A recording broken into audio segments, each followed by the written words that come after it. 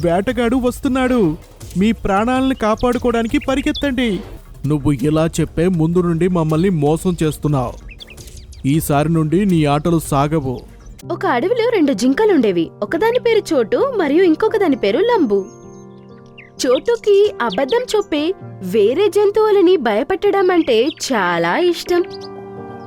ఒకరోజు సాయంత్రం జంతువులన్నీ సాయంత్రం పూట నడుస్తూ ఉన్నప్పుడు చోటు వాళ్ళ ముందుకు అరుస్తూ వస్తుంది. పారిపోండి, పారిపోండి, లేకపోతే చనిపోతారు. ఆ మాట వినగానే జంతువుల దృష్టి దాని మీదకి వెళ్ళింది. దానిని చూస్తూ నించున్నాయి. చోటు లంబు దగ్గరకొచ్చి నించుంది. ఏనుగు, కోతి ఇంకా చాలా జంతువులున్నాయి. ఏమైంది చోటు? నువ్వింత భయంగా ఎందుకుంటున్నావు? మాట్లాడడానికి ఎక్కువ సమయం లేదు. ఒక వేటగాడు తన చేతిలో తుపాకీతో ఇటువైపు రావడం చూశాను. మీ ప్రాణాలు కాపాడుకోవాలనుకుంటే మీరిక్కడి నుంచి పారిపోండి. అది వినగానే జంతువులన్నీ భయపడి అక్కడి నుంచి పరిగెత్తుతాయి. అవి అడవి లోపలికి పరిగెత్తుతూ ఉంటాయి. అవి చాలాసేపు పరిగెత్తి వాటికి చాలా టయర్డ్ అయి నించుంటాయి. అవి ఊపిరి పీల్చుకుంటూ ఉంటుంది. అప్పుడు చోటు వచ్చి,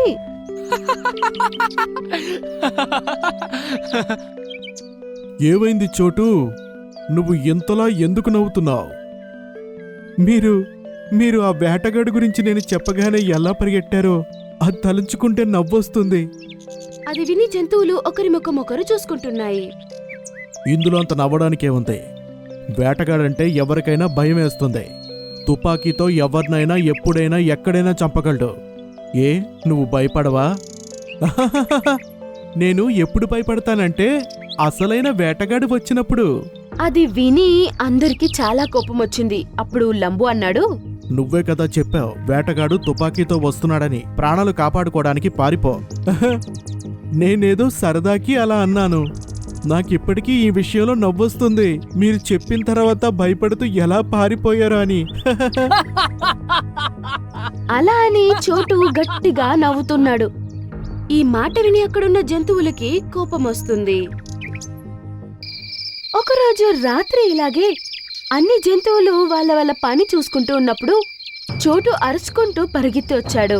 పారిపోండి, పారిపోండి, పారిపోండి! వేటగాడు చేతిలో తుపాకీతో మన వైపే వస్తున్నాడు.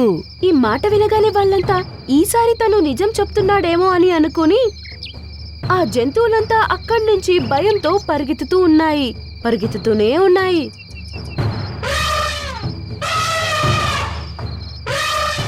అవి చాలాసేపు పరిగెత్తాక టయర్డ్ అయి ఒక ప్లేస్ లో నించుని మళ్ళీ అవి ఊపిరి పీల్చుకుంటున్నాయి. జింకల నవ్వడం చూసి జంతువులన్నీ షాక్ అయ్యాయి. మరియు ఏనుగు ఇలా అనింది, ఏమైంది నీకు? ఎందుకు ఈ విధంగా నువ్వు నవ్వుకుంటున్నావు? నేను ఇప్పుడు కూడా సరదాకే చెప్పాను. ఇప్పుడు కూడా ఏ వేటగాడు రాలేదు. మిమ్మల్ని అందరినీ తెలివి తక్కువ వాళ్ళని చేశాను. నువ్వు చేసిన ఇటువంటి పనుల వలన నీ మీద ఏదో ఒక రోజు నమ్మకం పోతుంది. అలా లంబు అనగానే అన్ని జంతువులు వాళ్ళ దారిలో వాళ్ళు వెళ్తున్నారు. మరుసటి రోజు చోటు అడవిలో నడుస్తున్నప్పుడు నిజంగానే ఒక వేటగాడు తనకి కనిపిస్తాడు. ఆ వేటగాడు రావడం చూసిన చోటు అక్కడి నుంచి పరుగులు తీసి వెళ్లి జంతువులకి తను వస్తున్న విషయం చెప్తాడు. పరిగెత్తండి, పరిగెత్తండి! వేటగాడు వస్తున్నాడు. మీ ప్రాణాలను కాపాడుకోవడానికి పరిగెత్తండి. కానీ చోటు యొక్క మాటని ఎవ్వరూ నమ్మట్లేదు. మరియు ఏనుగా అనేది, నువ్వు ఇలా చెప్పే ముందు నుండి మమ్మల్ని మోసం చేస్తున్నావు. ఈసారి నుండి నీ ఆటలు సాగవు. ఈసారి నేను అబద్ధం చెప్పడం లేదు. అతని దగ్గర వల కూడా ఉంది. విని జంతువులంతా అది అబద్ధమని అనుకుని అక్కడి నుండి వెళ్ళిపోయాయి. లంబు అక్కడే నించున్నాడు. పద, అలా వెళ్ళొద్దా. ఈసారి నీకు మంచిగా అనిపించకపోవచ్చు. నీ మాటలు విని అంతా అటు ఇటు పరిగెట్టడం లేదని. అలా అని లంబు నవ్వుతుంటాడు. తర్వాత అవి 2 అడవిలో నడుస్తూ ఉంటాయి. కాసేపయ్యాక వాళ్ళు ఒక చోటుకెళ్లారు. అక్కడ చంద్రుని యొక్క వెలుగు లేనందువల్ల చాలా చీకటిగా ఉంది. అక్కడ వేటగాడు తన వల వేసి ఉంచాడు. తెలియకుండా లంబు యొక్క కాళ్ళు అందులో చిక్కుకున్నాయి. అది తనని కాపాడుకోవడానికి కోసం చాలా ట్రై చేస్తుంది. చోటు చూశాడు లంబు చిక్కుకున్నది. వాడు కూడా తనని కాపాడడానికి ట్రై చేస్తాడు, కానీ దాని కాళ్ళు వలలో బాగా చిక్కుకుంది. లంబు కాస్త కూడా కదల్లేకపోయింది. చోటు, నన్ను ఈ వల నుండి కాపాడడం నీకంత కష్టమైన పనేమీ కాదు. తొందరగా వెళ్ళి ఎవరినైనా సహాయానికి తీసుకురా. వేటగాడు వచ్చాడంటే వాడు నన్ను తీసుకెళ్ళిపోతాడు. విని చోటు భయపడింది మరియు అన్నాడు, నువ్వు కంగారు పడుకు లంబు, నేను వెళ్ళి ఎవరినైనా తీసుకొస్తాను. అలా అని చోటు అక్కడి నుంచి వెళ్ళిపోయాడు. సహాయం కోసం అక్కడ ఇక్కడ వెతుకుతూ ఉన్నాడు. కాసేపయ్యాక తనకి ఏనుగు కనపడుతుంది. వినేనుగు, నా ఫ్రెండ్ లంబు వేటగాడి వలలో చిక్కుకున్నాడు. తొందరగా నాతో వచ్చి అతన్ని ఆ వల నుండి కాపాడు. నువ్వు ముందు నోరు మూసుకో చోటు. నువ్వు ముందు కూడా ఇలాగే అబద్ధం చెప్పి అందర్నీ మోసం చేశావు. ఈ రోజు నేను అబద్ధం చెప్పడం లేదు. నన్ను నమ్మండి. నాకు నీపై నమ్మకం లేదు. నిన్ను నమ్మి మోసపోవాలనుకోవడం లేదు. అలా అని ఏనుగు అక్కడి నుంచి వెళ్ళిపోతుంది.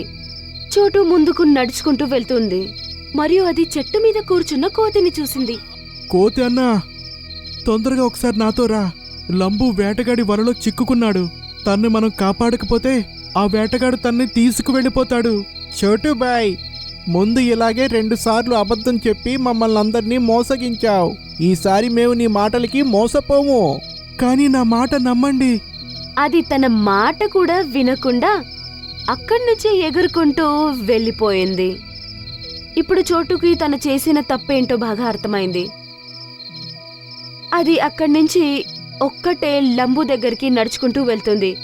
అది లంబు దగ్గరికి వెళ్ళడానికి ఒక రోజంతా అవుతుంది. అది ఒక్కటే రావడం చూసి లంబు చాలా భయపడ్డాడు. ఏమైంది చోటు? నీకు ఎవరూ సహాయానికి రాలేదా?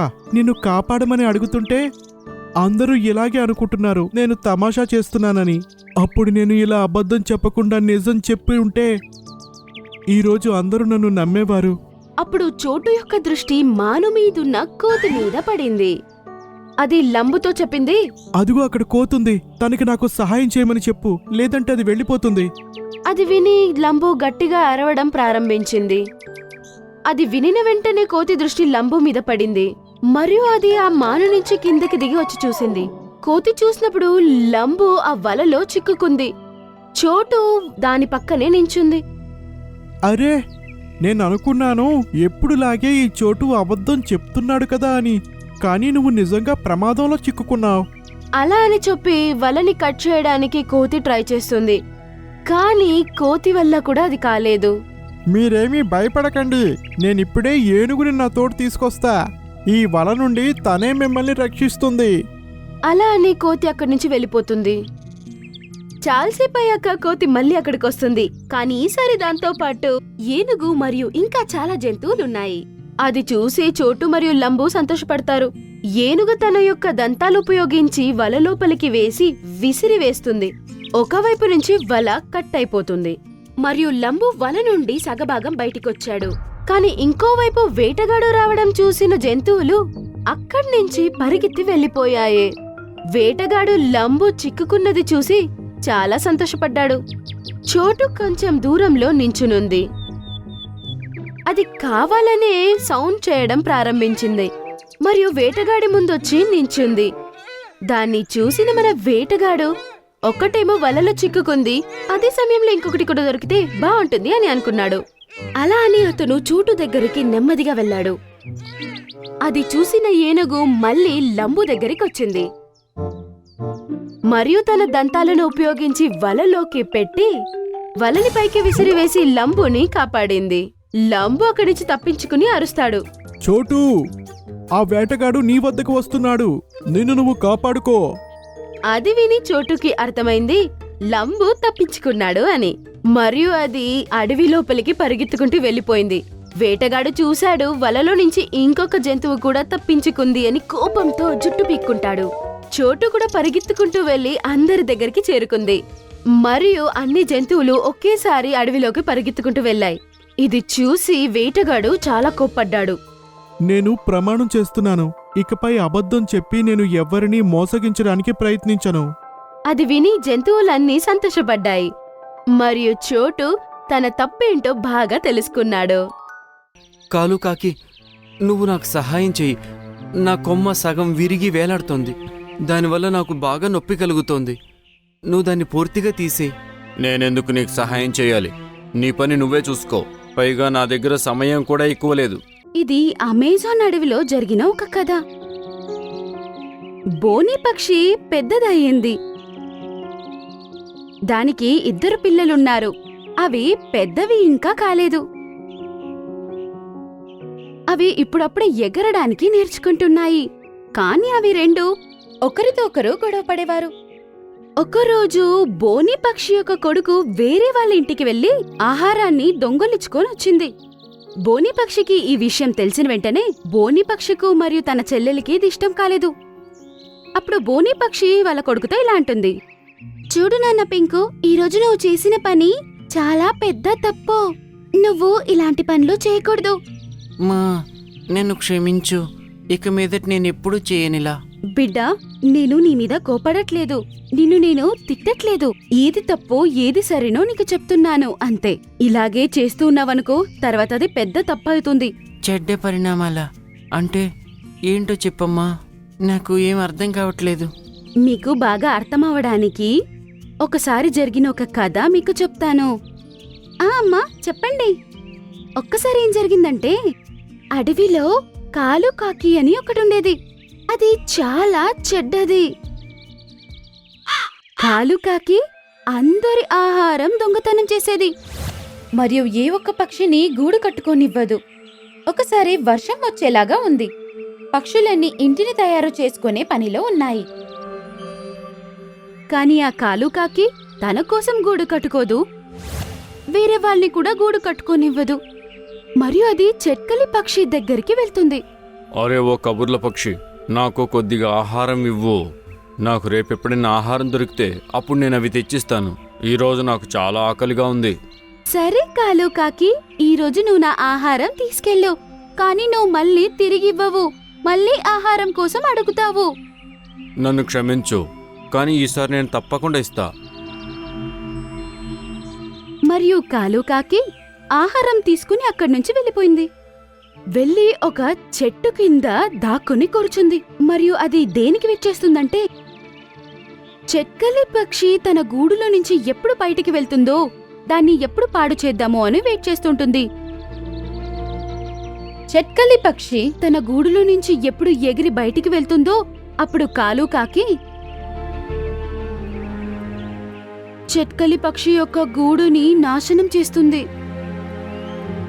మరియు చెట్కలి చిడి వచ్చి చూసి దాన్ని చూసి ఏడుస్తూ ఇలా అంటుంది, అయ్యో దేవుడా, ఇదేంటి ఇలా జరిగింది? ఎవరు నా గూడుని ఇలా నాశనం చేశారో? అది మాత్రం కాకుండా ఇప్పుడు వర్షాకాలం వేరే వస్తుంది. ఎప్పుడు వాతావరణం చేంజ్ అవుతుందో తెలీదు. నా గూడుని నాశనం చేసిన వాళ్ళకి నా శాపం తగులుతుంది. వాళ్ళు కూడా చాలా కష్టాలు పడతారు. కాలు కాకి ఇదంతా వేరే చెట్టు మీద కూర్చుని చూసి నవ్వుతూ ఉంటుంది. వేరే పక్షుల గూడుల్ని కూడా అది అలాగే నాశనం చేసేది. కాలు కాకి ఎప్పుడు పక్షులకి సహాయం చేసేది కాదు. ఒకసారి ఒక చెట్టు యొక్క కొమ్ము విరిగిపోయింది. అప్పుడు ఆ చెట్టు కాలు కాకి దగ్గర సహాయం అడుగుతుంది. కాలు కాకి, నువ్వు నాకు సహాయం చెయ్యి. నా కొమ్మ సగం విరిగి వేలాడుతోంది. దానివల్ల నాకు బాగా నొప్పి కలుగుతోంది. నువ్వు దాన్ని పూర్తిగా తీసేయ్. నేనెందుకు నీకు సహాయం చేయాలి? నీ పని నువ్వే చూసుకో. పైగా నా దగ్గర సమయం కూడా ఎక్కువ లేదు. కాలు కాకి, నీకంటే చెడ్డవాళ్ళు ఈ అడవిలో ఎవరూ లేరు. తెలియని వాళ్ళు కూడా ఒకరికొకరు సహాయం చేసుకుంటారు. కానీ నీకు చాలా సంవత్సరాలుగా తెలుసు నేను. నా పళ్ళన్నీ కూడా తింటావు నువ్వు. అయినా కూడా నువ్వు నాకు సహాయం చేయవా? నువ్వు నన్ను అసలు సహాయం ఎందుకు అడగాలి? నేనేమన్నా అడిగానా నువ్వు సహాయం అడగమని? మరియు కాలు కాకి అక్కడి నుంచి వెళ్ళిపోతుంది. మరియు ఆ రోజు రాత్రి వర్షం పడుతుంది. కాలు కాకి దగ్గర తినడానికేమీ లేదు మరియు ఉండడానికి కూడా ఇల్లు లేదు. ఎందుకంటే అది గూడు కూడా కట్టుకోలేదు. అందువల్ల రాత్రంతా అది వర్షంలో తడుస్తూ ఆకలితో కడుపు మార్చుకుంది. అందువల్ల తనకు ఒంట్లో బాలేకుండా అయింది. తర్వాత అడవిలో తనకు ఎవ్వరూ హెల్ప్ చేయలేదు. ఇలాగే అది కష్టపడుతూ చనిపోయింది. పింకు, నాన్న, ఇప్పుడు అర్థమైందా నీకు ఇతరులకు చెడు చేస్తే ఏం జరుగుతుంది అని? అది కాకుండా దొంగతనం చేయడం చాలా చెడ్డ పని. ఎవ్వరికీ చెప్పకుండా అడగకుండా వేరే వాళ్ళ వస్తువులు తీసుకురాకూడదు. అవునమ్మా, కాలు కాకి యొక్క పరిస్థితి చాలా మోసమైంది. దానికి ఎవ్వరూ సాయం చేయడానికి ముందు రాలేదు. చెడ్డవాళ్ళకి ఎప్పుడూ చెడ్డదే జరుగుతుంది. వాళ్ళతో ఎవ్వరూ ఉండరు. మా ఈ రోజు నుంచి నేను ఏ చెడ్డ పని కూడా చెయ్యను. నాకు కాలు కాకిలాగా అవ్వాలని లేదు. దాంతో ఎవరూ మాట్లాడేవారు కాదు. దాంతో ఎవరూ ఆడుకునేవాళ్ళు కూడా కాదు. నేను చాలా మంచి పక్షినవుతాను. ఇదే మంచి విషయం. బోని చిడియా ఈ కథ చెప్పి పిల్లలకి అర్థమయ్యేలా చెప్తుంది. కష్టంలో ఉన్న ఎవరికైనా మన సహాయం కావాలంటే ఖచ్చితంగా మనము వాళ్ళకి సహాయం చేయాలి. అది మాత్రం కాకుండా వాళ్ళకి మనం చెడు చేశామంటే మనకు దానికంటే ఎక్కువ కష్టాలు వస్తాయి. వేరే వాళ్ళని ఎంత కష్టపెడతామో అంత. చెడ్డ పనులు చేసేవాళ్ళందరికీ దానికి శిక్ష ఈ జన్మలోనే దొరుకుతుంది. మరియు దొంగతనం చేసేది చాలా పెద్ద తప్పు. మనము దొంగతనం చేసేదానికంటే వేరే వాళ్ళకి సహాయం చేసేదే మంచిది.